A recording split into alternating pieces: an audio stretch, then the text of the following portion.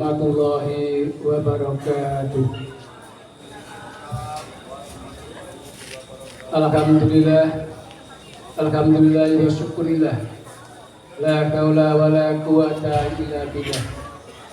Asyhadu an la ilaha illallah wahdahu la syarikalah wa asyhadu anna Muhammadan abduhu wa rasuluhu la nabiyya. Rabbi shrah sadri wa yassir amri wahlul 'uqdatam min lisani yafqahu qawli amma ba'du. Ngasanipun penambahan kini sesepuh ugi aji sepuh ingkang nganggung hamastuti dumateng pepoyaning kautaman ingkang bono ing pawawas lebdo ing pitutur ingkang tansah kinabekti. Para alim, para ulama, para ustaz, para kiai ingkang siang pantrani rati tansah sinambi kitab suci wahyu ilahi pinangka kiblating manembah ingkang tansah kita antu pawidho kasanahipun ingkang tansah sinutarso. Bapak Lurah Kelurahan Sikayangan ugi sedaya pamomongipun ingkang tansah kinurmatan. Lumeber sagunging para paraga seni budaya ugi pamriksa budaya ingkang tansah kita hormati ugi. Keparenga kawula sapura matur ing ngarsa jenengan tika sadaya ingkang atur dosa mangke. Badhe ngaturaken tamaring adicara ingkang badhe kalampah. Ananging saderengipun sumangga boten kesupen kita aturaken puji pangandikan syukur ing ngarsa dalem Gusti ing Maha Kuwasa ingkang sampun paring nugroho agung inggih ingkang awujud kabagas warasan ugi kalunjungan saengga wonten ing kalenggan punika jenengan dika kawula saged nyawiji wonten ing punika papan bali Kelurahan Sikayangan kanthi widodo jenengan ing sandika. Salam ugi selawat sumangga kadul jenengan kita Nabi Abdul Muhammad sallallahu alaihi wasallam ingkang tansah kita antu sawangatipun saking donya menika ngantos yaumul akhir bersama.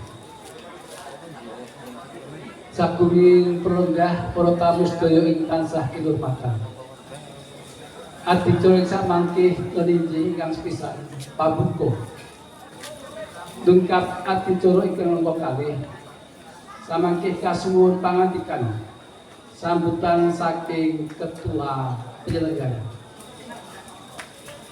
Adicara ingkang nomor 3 samangke badhe katuraken langgam saking Sri Harmoni PKK Kelurahan Sikayangan. Ugi katutup adicara ingkang nomor sekawan inggih punika katutup. Sagung perenggah kakung sumawon putri ugi sadaya ingkang harsa aningali wonten ing aring punika. Sumangga panjenengan wonten ing dinten punika kita bikak sesarengan kanthi caos puji panganugrah syukur ndedonga kawitan sesarengan sumangga.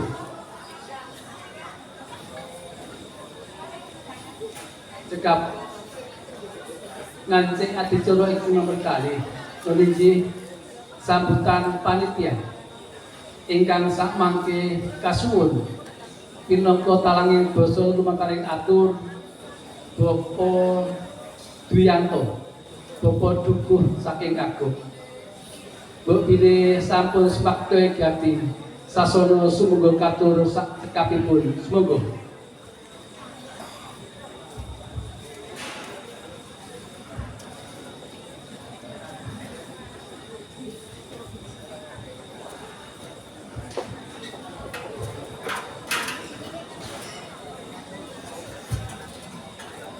Assalamualaikum warahmatullahi wabarakatuh. Alhamdulillahirabbil alamin. Assalatu wassalamu ala asyrofil anbiya'i wal mursalin sayyidina wa maulana Muhammadin wa ala alihi wa sahbihi ajma'in. Asyhadu an la ilaha illallah wa asyhadu anna Muhammadar Rasulullah. Rabbi shrah li sadri wa yassir li amri wahlul 'uqdatam min lisani yafqahu qawli. Amma ba'd. Ngarsanipun para piniban sepuh, para sepuh ingkang dadina bekten. Ngarsanipun Bapak Lurah Kelurahan Sri Kayangan dalah sedaya pamongipun ingkang pantes Darsono. Ngarsanipun Bapak Ketua Bamuskal Kelurahan Sri Kayangan, ngarsanipun Bapak Babinsa Babin Kaptimas Kelurahan Sri Kayangan, dalah sedaya pamriksa pandemen ketoprak gabungan ingkang kula hormati.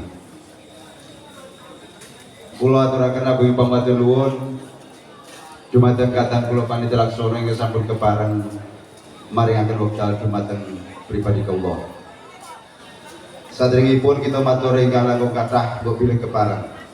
Sumangga panjenengan sedaya kalau dherekaken tansah munjukaken raos puji dalah syukur wonten ngarsa dalem Gusti ingkang Maha Agung. Kacena panjenengan sedaya dalah kula saged nyawiji wonten ing komplek kantor Kelurahan Sri Kayangan wonten ing dalem menika kanthi manggih widodo wilujeng ing sadipala. Shalawat dan salam mugi tansah katetepaken dumateng junjungan kita Nabi Agung Muhammad sallallahu alaihi wasallam ingkang saestu kita angkat syafaatipun wiwit donya menika dinanggung wonten ing akhirat samangke.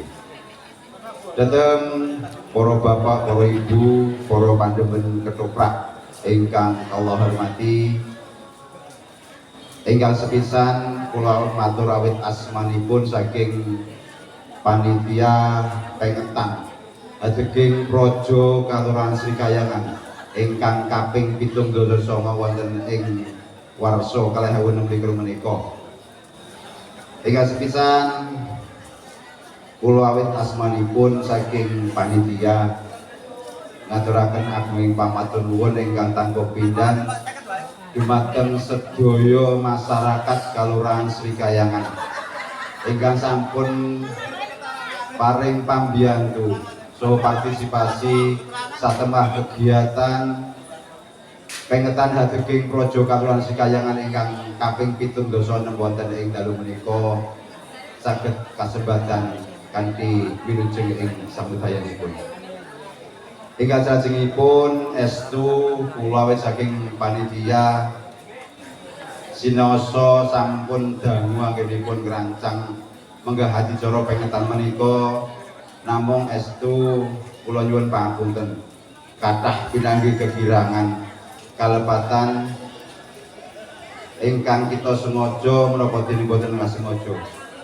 Awit saking menika sepisan malih saking sedaya panitia nyuwun pangapunten.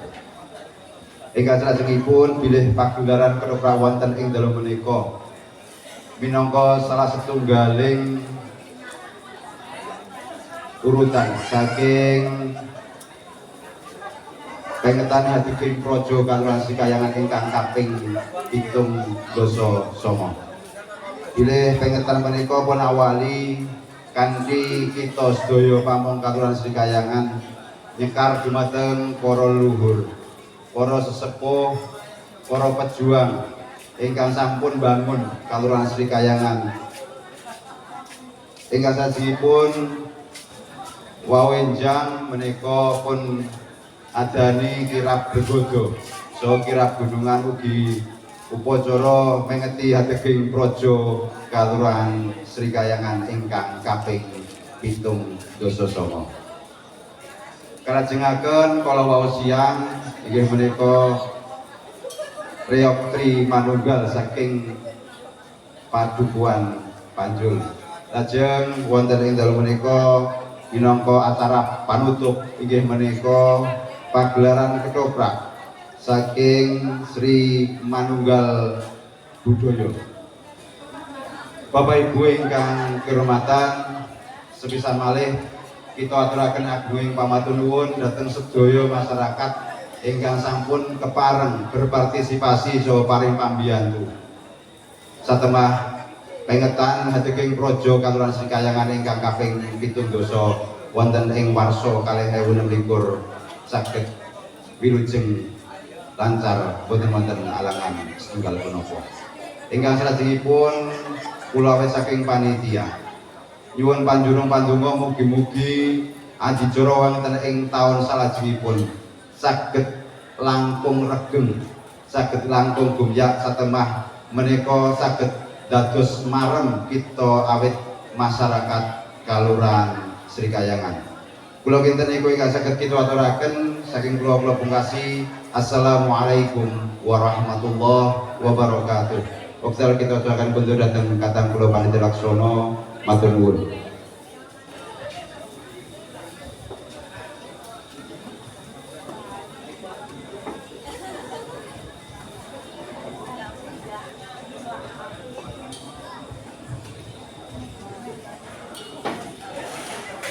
Toto titik tetes lan titis runtut basa lan ukara ingkang sampun kaaturaken saking Bapak Dwiyanto minangka taring basa lumantaring atur sedaya panitia wonten ing dalu punika. Bapak Ibu sedaya ingkang tansah kita hormati, adicara salajengipun nunjukake tetembangan langgam saking Sri Harmoni ingkang samangke badhe kapiyarsa saking ibu-ibu PKK Kelurahan Srikayangan.